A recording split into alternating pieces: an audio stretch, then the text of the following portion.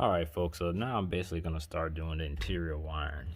Now this is where I have to integrate the Gen 3 Hemi harness into my new wiring harness kit.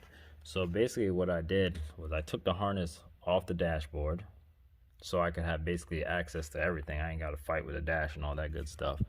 So I just want to get everything where it's supposed to be, and then when I install the dash, I'll just route it through the dash how the factory did it.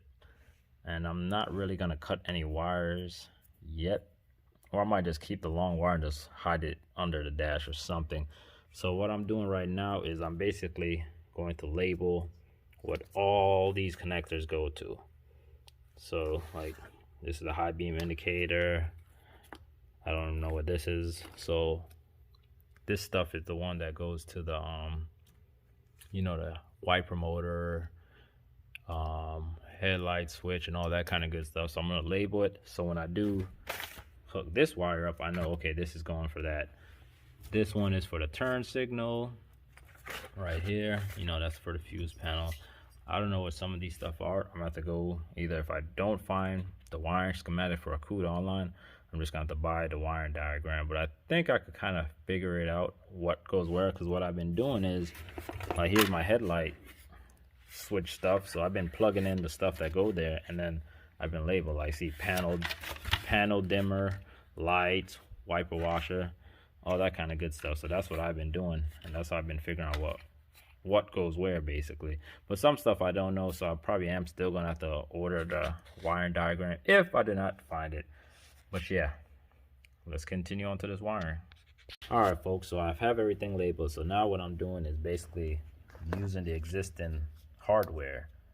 So the one they gave me with kwik wire harness would not work because it's too small, and the one in the cuda, see how it already comes with a bracket that's bolted in. So I just took the ones out. I took the 3 out right here, took these 3 out, and basically all you do is get you a pick. See this pick right here, and then you go up from the top.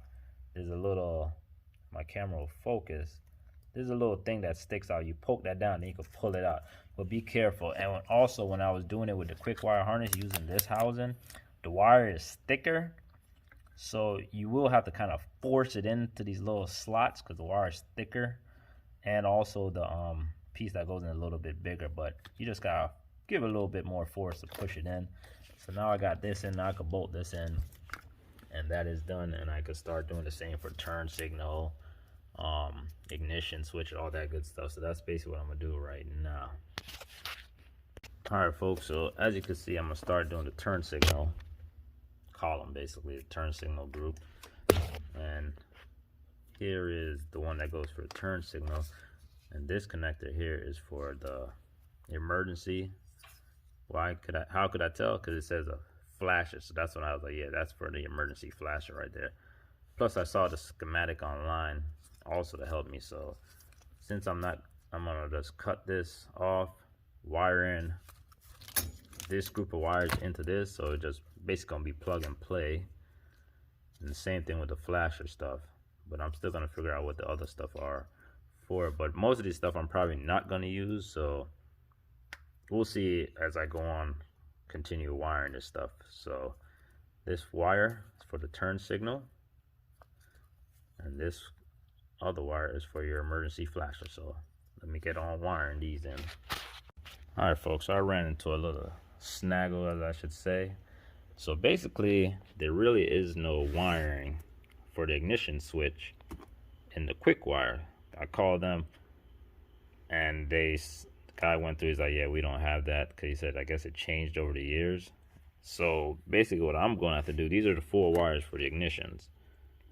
So I found a schematic, so I'm going to have to basically hook up the 4 wires to this plug to plug in it there, but I got to figure out what each one is, because on here we got number 33 is ignition accessory, and number 31 is ignition coil, number 34 is ignition power, and this 19 is neutral safety switch. So now I got to figure out what those 5 ones, which one, basically which of those, what 4 or 5 wires I'm gonna hook up to this. I know this one red one is most likely ignition power, but I got to figure out what the rest are. So that's what I'm doing now. So once I figure that out, I'm gonna tell you. So if you run to this snagger, you're gonna know how to do it with a quick wire harness.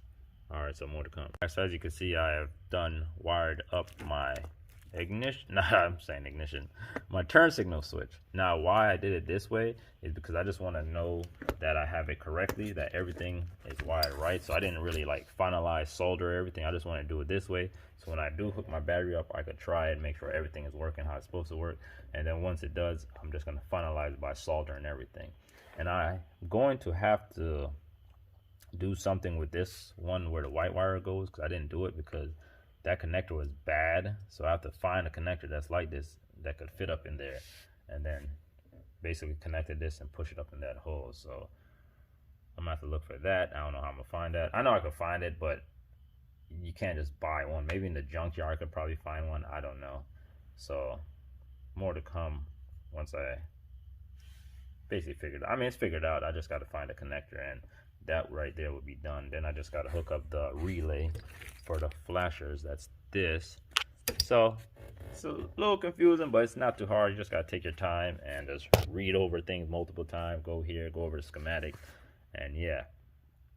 So more to come.